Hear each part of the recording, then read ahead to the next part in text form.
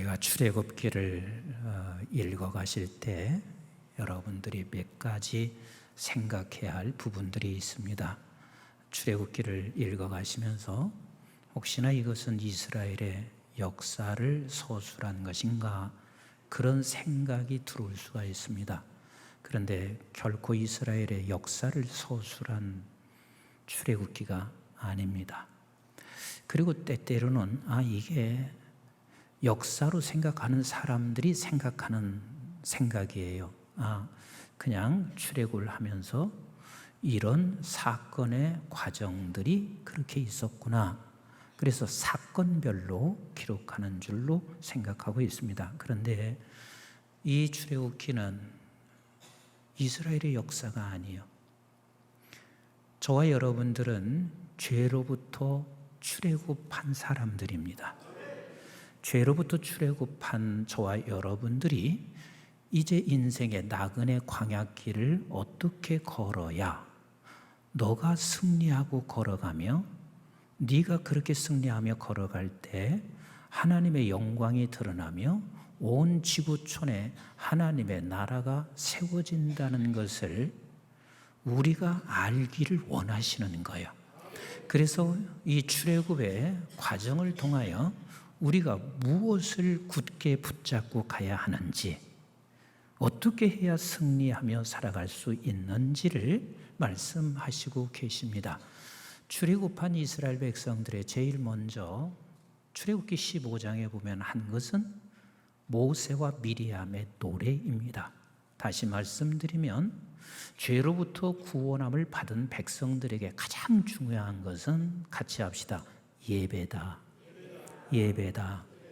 근데 어떤 예배가 드려져야 되냐면 15장에 모세와 미리암의 노래를 보면 세 가지가 너무 분명해요. 하나는 하나님 여호와를 광대하시게 찬양하고 높이고 있습니다. 제가 언젠가도 말씀을 드린 적이 있습니다. 우리 하나님에 대해서 광대하심을 높이는 일에 있어서는 어떤 과장법을 써도 거짓이 아니고 과장이 아닙니다. 우리의 인간의 언어의 한계가 그 높으신 하나님을 아무리 과장하고 그런 표현을 한다 할지라도 우리는 하나님을 다 표현할 수가 없어요. 만입이 있어도 그 하나님을 다 표현할 수가 없습니다. 그래서 우리 예배 오시는 저와 여러분들은 가장 중요한 게 무엇이냐면 우리 아버지를 높이는 자리로 온 거예요. 내가 경험하고 내가 만난 하나님을 마음껏 높이는 자리가 예배의 자리입니다. 이런 것들이 우리에게 결여되어 있으면 그 예배는 형식이 돼요. 종교가 돼요.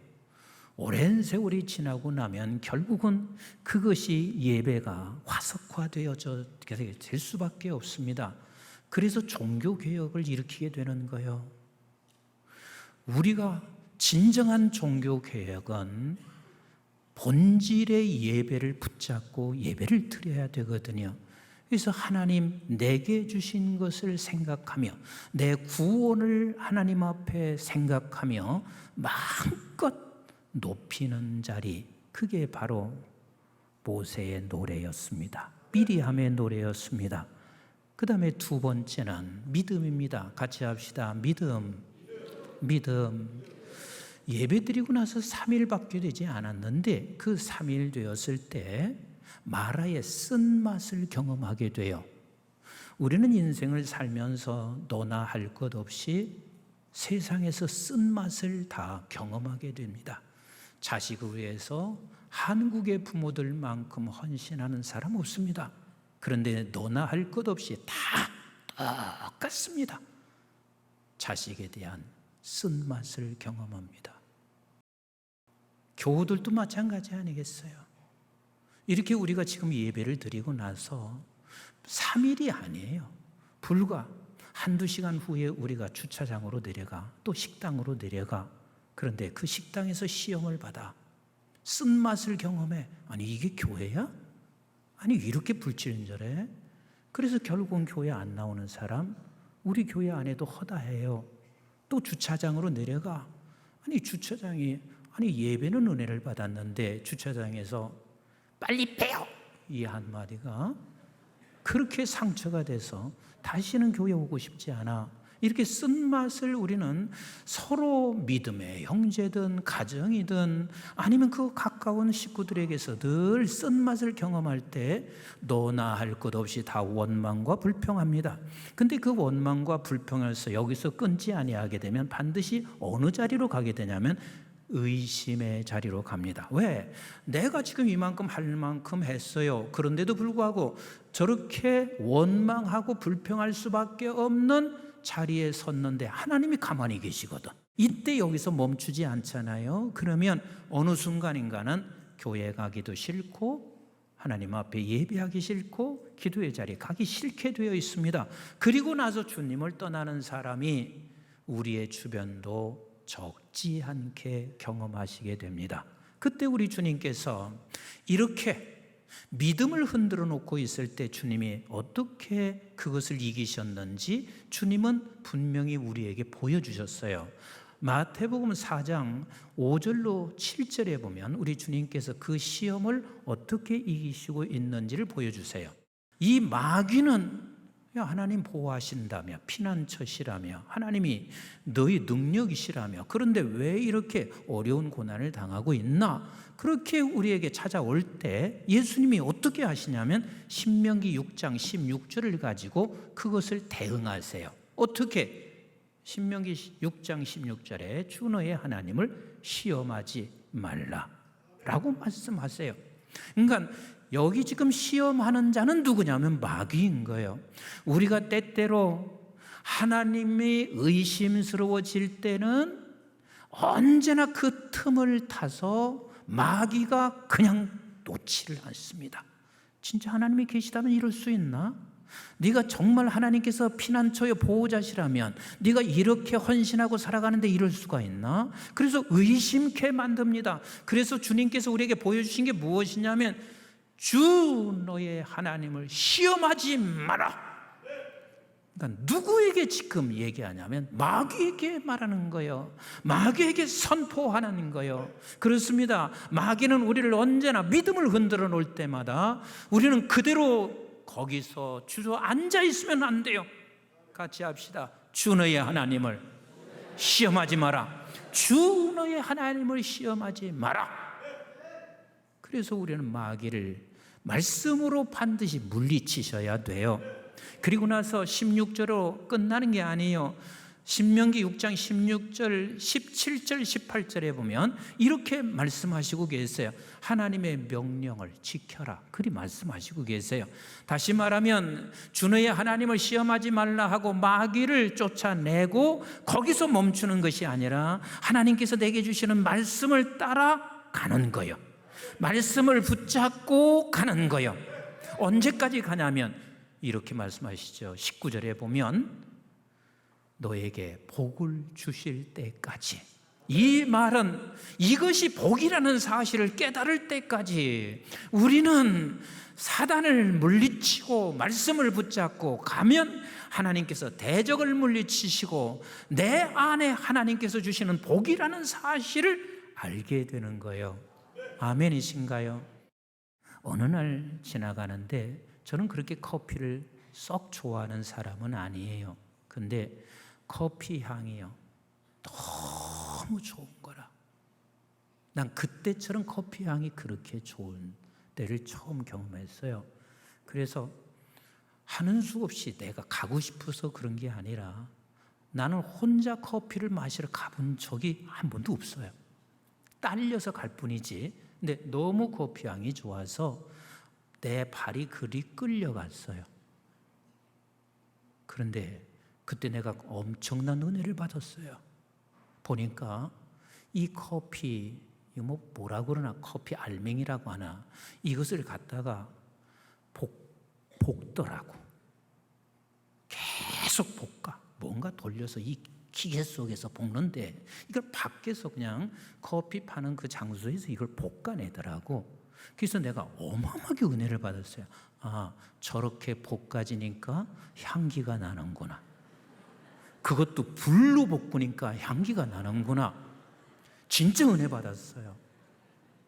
믿음의 백성들은요, 불의 용광로에 볶아질 때가 있어요. 그런데 그때 우리는 대다수 넘어져, 쓰러져요. 그런데 그때 향기를 낼 수 있는 때라는 사실을 네가 깨달을 때까지 사단을 물리치고 말씀 붙잡고 뚜벅뚜벅 가라, 뚜벅뚜벅 가라 말씀하시고 계세요. 그리고 세 번째는 이 광야길을 걸어가는 사람들에게는 반드시 따라서 합시다. 기도. 자, 기도예요. 아말렉과 싸운다는 것은 결코 쉬운 게 아니지요. 왜? 이스라엘 백성들은 무기가 무장되어 있지 않잖아요. 그런데 아말렉은 저 정착군들이고 아말렉 사람들은 등치도 커요. 대단해요. 근데 어떻게 싸워 이기겠어요? 근데 하나님께서 그 싸움에서 이기게 하는 그 길이 무엇인지를 반드시 보여줬어요. 지팡이를 잡아라, 산에 올라가라, 두 손을 들고 기도해라. 이것이 하나님의 방법인 거예요. 지팡이를 붙잡으라 하는 이 말은 말씀의 능력을 붙잡으라는 말이에요. 도대체 모세가 붙잡은 말씀이 무엇일까? 어떤 말씀을 붙잡으라는 말씀일까? 이게 출애굽기 3장 12절 말씀이요. 하나님이 이르시되 내가 반드시 너와 함께 있으리라. 네가 그 백성을 애굽에서 인도하여 낸 후에 너희가 이 산에서 하나님을 섬기리니 이것이 내가 너를 보낸 증거니라. 이게 지금 12절이 모세가 나는 절대로 애굽에 못 가요, 나는 하나님의 명령대로 따라갈 수 없어요. 이때 하나님께서 모세에게 하신 말씀이에요. 얘야, 내가 너와 함께 있으리라. 그리고 반드시 건져내서 그 산에 이르러 여호와 하나님을 섬기게 한다. 이 말씀을 붙잡고 산에 올라가 그가 기도합니다. 홀로 기도할 때 그게 쉬운 일이 아니죠. 그래서 누군가가 손을 받쳐주고 있어 그 기도의 손이 내리지 않습니다. 손을 든다는 말은 지난주에도 제가 말씀드렸지만 내가 할 수 있는 일은 아무것도 없어요. 마찬가지예요. 저와 여러분들도 아말렉 앞에 서 있습니다. 내가 할 수 있는 거, 우리가 할 수 있는 건 아무것도 없어요. 그래서 손을 드는 것은 하나님 내 손 잡아주세요. 이리 기도하고 있는 거요. 이번 주도 마찬가지 아니겠어요? 우리가 함께 나와서 하나님 앞에 기도하는 것, 정말 이 나라가 위태할 때, 내 개인적으로도 교회도 위태할 때 우리가 손을 들고 함께 기도하시기를 주의 이름으로 축원합니다. 얼마든지 가정에서 혼자 할 수 있지만 이때만이라도 우리가 손을 함께 들어주는 자가 되셔야 합니다.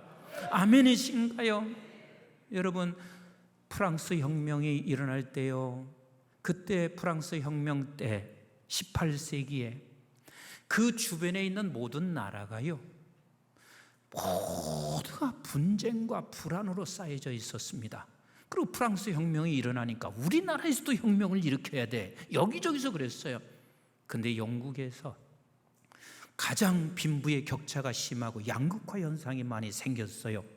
그러니까 영국에서도 혁명의 바람이 일어나기 시작했어요. 근데 그 혁명의 바람을 잠재운 게 무엇이냐면 기도였습니다. 요한 웨슬러가 야고보서 4장 8절 말씀을 붙잡은 거예요. 하나님을 가까이 하라, 그리하면 너희를 가까이 하시리라. 죄인들아 손을 깨끗이 하라, 두 마음을 품은 자들아 마음을 성결하게 하라. 그러니까 이 말씀을 붙잡고 그가 외치기 시작했습니다. 하나님께 가야 돼, 하나님께 가까이 가야 돼. 그러기 위해서는 우리가 하나님 앞에 회개하며 나가야 돼.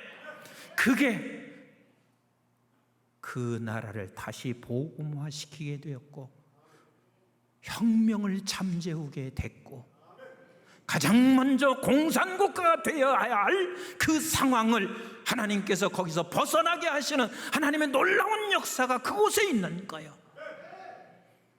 여러분, 개인적 위기나 교회나 어떤 위기이든 우리는 말씀을 붙잡고 기도의 산으로 올라가 기도해야 하는 것이 광야길 걸어가는 모든 사람들의 이야기입니다.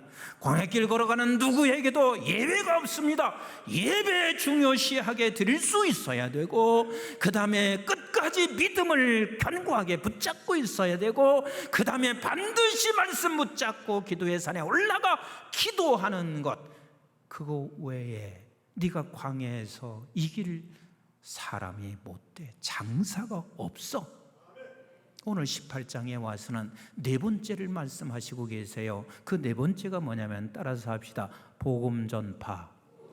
복음 전파요. 여러분, 이드로가 누구예요? 모세의 장인이지. 근데 모세의 장인이지만 모세는 절대로 이드로에게 갈 사람이 아니요. 왜? 본인은 애굽에서 그래도 내가 왕자로 사는 사람이요. 근데 이드로가 누군가요? 미디안 사람이요. 근데 미디안 사람이 누군가요? 아브라함의 첩, 그두라라고 하는 첩에 의해서 난 자요. 그러면 우리나라도 전통적으로 옛날 그런 얘기를 많이 하죠. 쟤는 첩의 자식이야. 그것도 대대로 그것을 얘기한단 말이에요.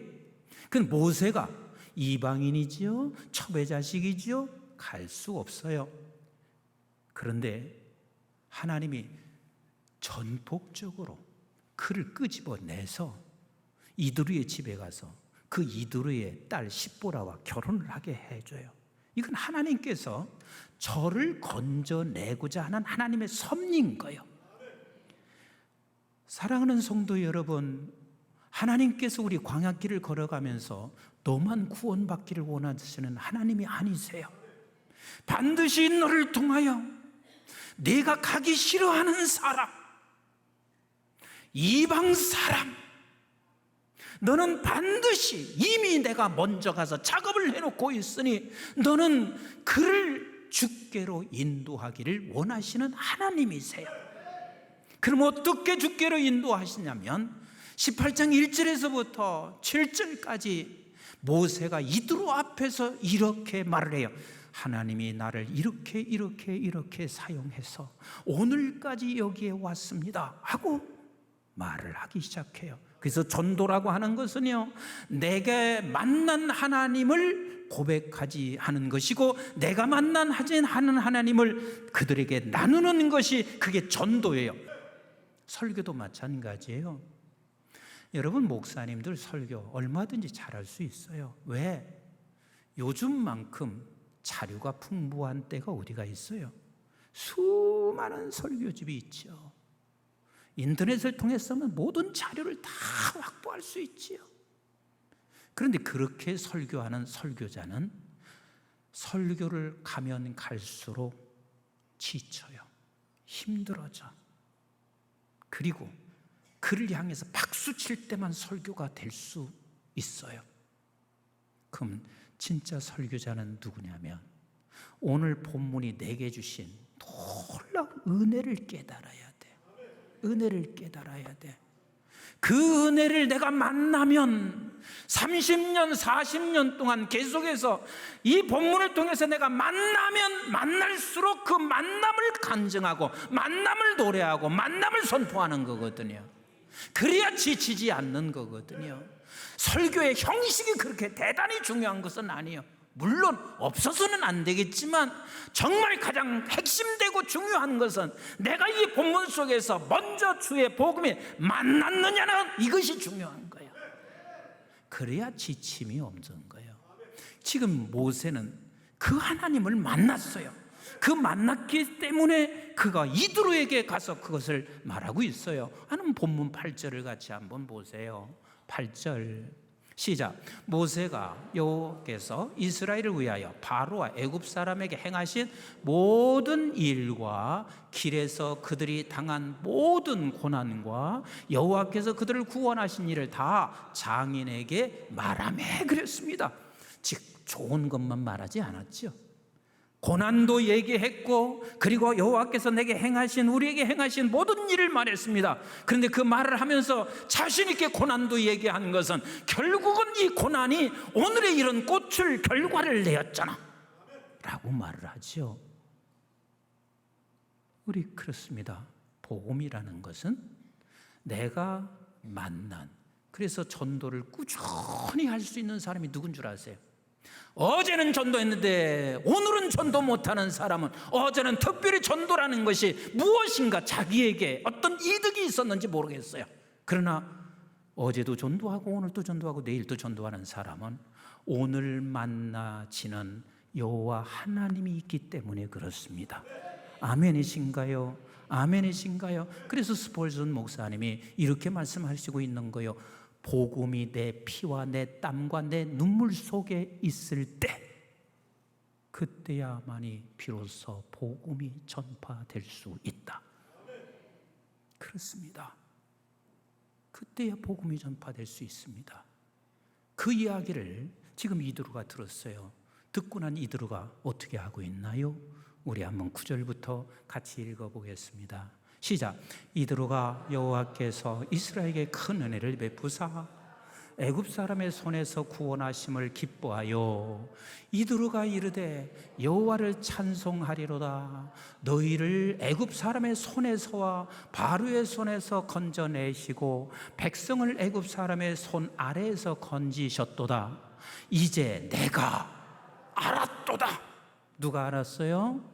이드로가 말합니다. 이제 내가 알았도다.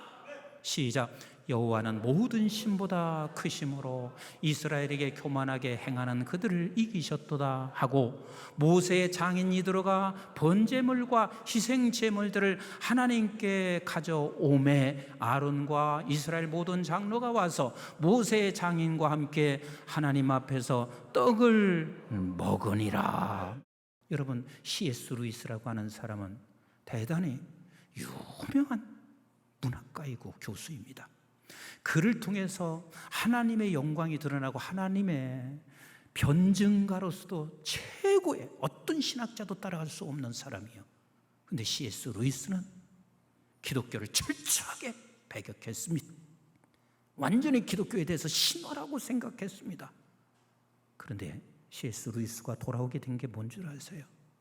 같은 옥스포드 대학에, 같은 대학에 있는 톨킨이라고 하는 그 친구가 끊임없이 그에게 말씀을 전합니다. 기독교는 너가 생각하는 것처럼 신화가 아니야. 기독교는 역사적 사실 사건을 이루게 하는 참된 신화야 라고 끊임없이 톨킨이 지치지 않고 포기하지 않고 그에게 전해요. 그래서 결국은 C.S. 루이스가 얼마나 많은 지성인들이 주 앞으로 돌아오게 하는 줄 아세요? 지금도 C.S. 루이스 하는 그 책은 수많은 사람들이 책을 읽고 있습니다. 그렇습니다. 여러분 곁에 있는, 여러분들의 곁에 있는 이드로는 누군가요? 어쩌면 내가 만나기 싫은 사람이 있을 수 있습니다. 천하다고 생각할 수 있는 사람이 있습니다. 이방인이라고 생각할 수 있는 사람이 있습니다. 그러나 여러분들은 반드시 여러분 곁에 이드로가 있습니다. 광야길을 걸어가는 데는 언제나 우리 곁에 이드로가 있습니다.